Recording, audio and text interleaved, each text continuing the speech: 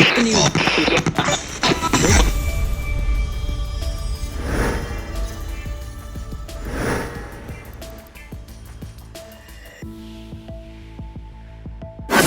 News. IFM News. IFM News. Lokal. May isa nga balyena Nastranded iti barangay Brayog, Pagudpud, Ilocos Norte. Tinasong nga balyena ket may isa nga pygmy killer whale. Nasurok 2 metro ti katidugna ken 180 kilos ti kadagsen na. May basar ti eksaminasyon ti menro.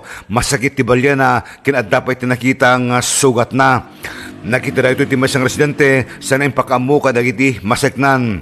Nagbabadangan tayo ng Capital Rehabilitation Area tapnon makiina na ti balyena. Ngayon kalpas sa sumamanong oras, pinalubusan ng batlayan nga nakasubli ti taaw tapnon maliklikan ti pan naka-stress na. Ti balyena at posibleng stranded gapwela ang ti kinadakes ti panawen. Idol Dennis Alipio, Tatak, IFM. IFM News. IFM News. IFM News. Lokal.